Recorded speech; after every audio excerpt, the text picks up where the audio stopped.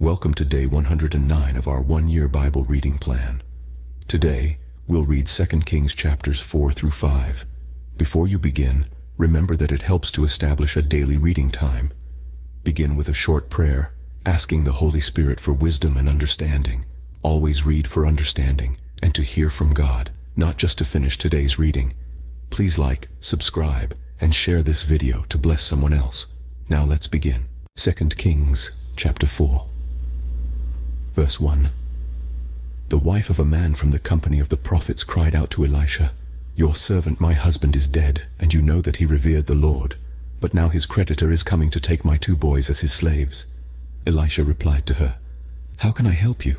Tell me, what do you have in your house?" "Your servant has nothing there at all," she said, "except a small jar of olive oil."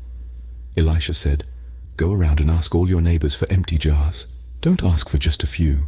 Then go inside and shut the door behind you and your sons.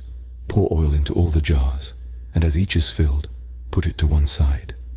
She left him and shut the door behind her and her sons. They brought the jars to her, and she kept pouring. When all the jars were full, she said to her son, "Bring me another one." But he replied, "There is not a jar left." Then the oil stopped flowing. She went and told the man of God, and he said, "Go, sell the oil and pay your debts. You and your sons can live on what is left." One day Elisha went to Shunem, and a well-to-do woman was there, who urged him to stay for a meal. So whenever he came by, he stopped there to eat. She said to her husband, "I know that this man who often comes our way is a holy man of God." Verse 10. "Let's make a small room on the roof, and put in it a bed and a table, a chair and a lamp for him. Then he can stay there whenever he comes to us." One day when Elisha came, he went up to his room and lay down there. He said to his servant Gehazi, "Call the Shunammite." So he called her, and she stood before him. Elisha said to him, "Tell her, you have gone to all this trouble for us. Now what can be done for you? Can we speak on your behalf to the king, or the commander of the army?" She replied, "I have a home among my own people." "What can be done for her?" Elisha asked. Gehazi said, "She has no son, and her husband is old." Then Elisha said, "Call her." So he called her, and she stood in the doorway. "About this time next year," Elisha said, "you will hold a son in your arms." "No, my lord," she objected. "Please, man of God, don't mislead your servant." But the woman became pregnant, and the next year about that same time she gave birth to a son, just as Elisha had told her.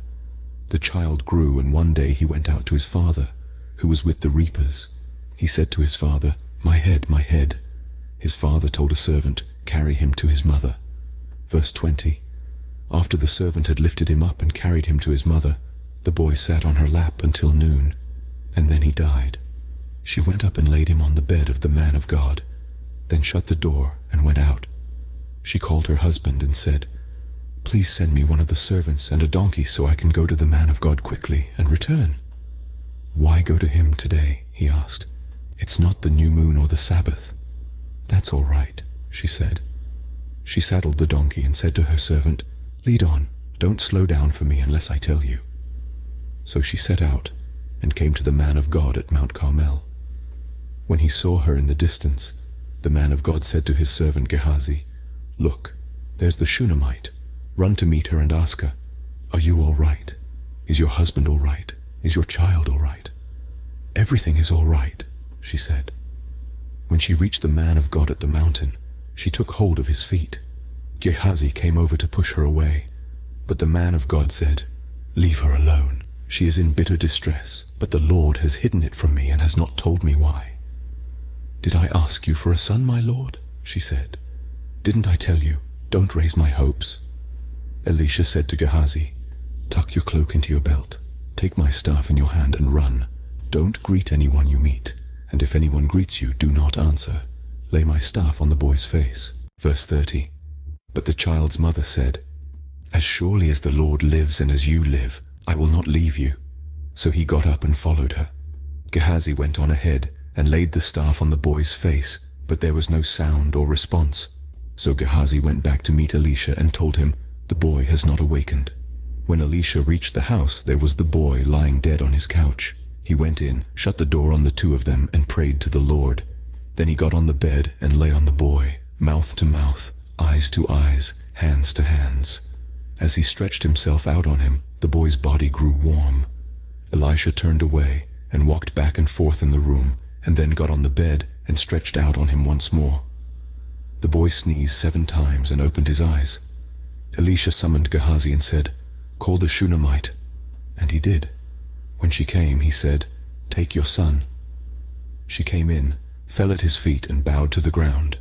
Then she took her son and went out. Elisha returned to Gilgal, and there was a famine in that region. While the company of the prophets was meeting with him, he said to his servant, "Put on the large pot and cook some stew for these prophets." One of them went out into the fields to gather herbs and found a wild vine and picked as many of its gourds as his garment could hold. When he returned, he cut them up into the pot of stew, though no one knew what they were.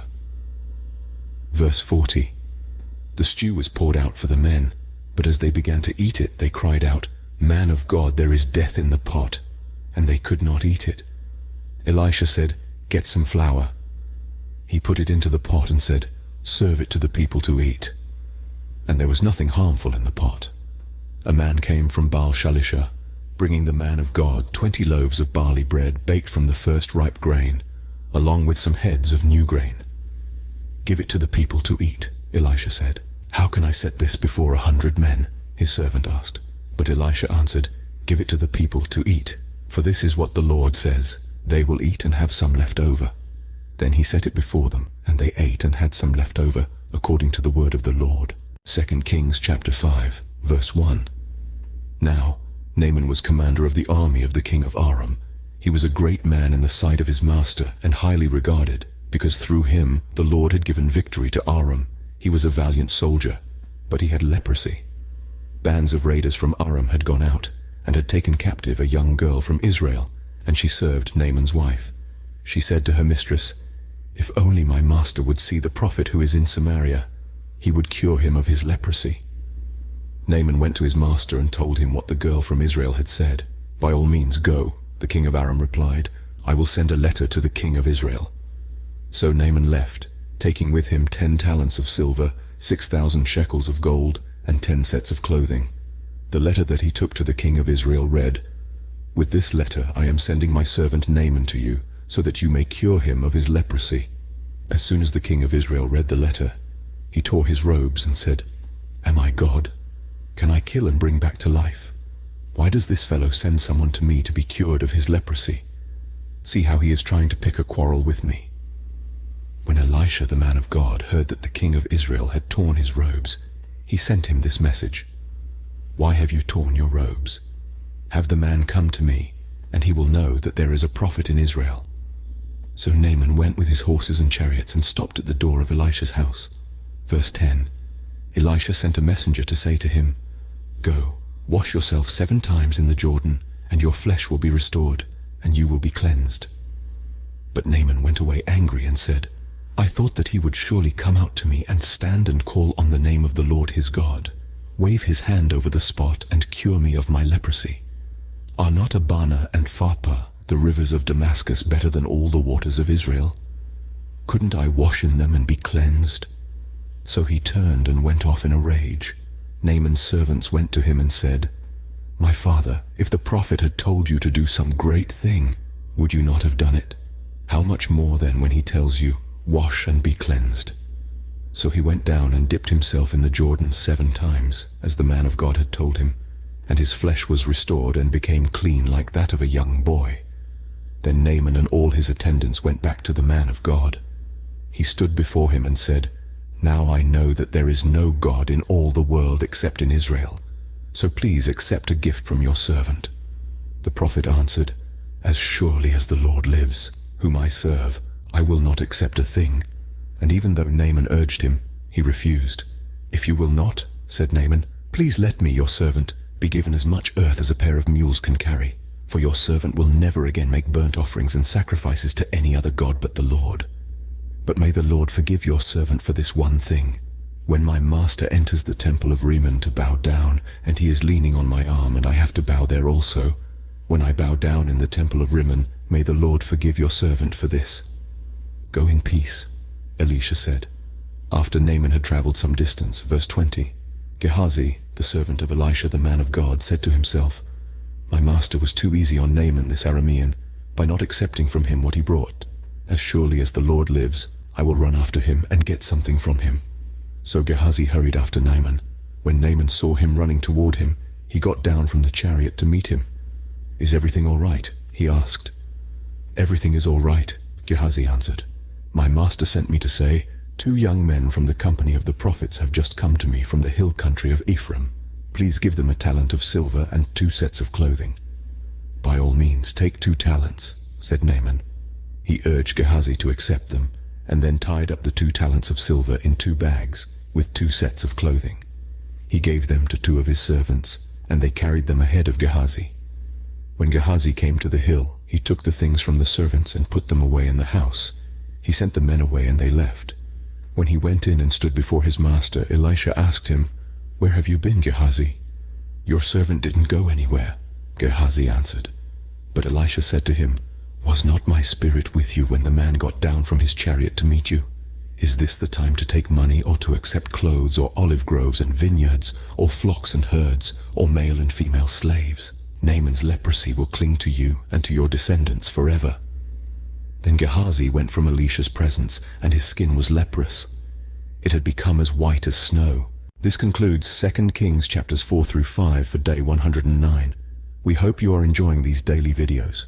Remember to check the description box for links and resources. Thank you for watching. Please like, share, and subscribe. Your support helps spread God's word to reach more people on YouTube. We'll see you in the next video for our day 110 reading.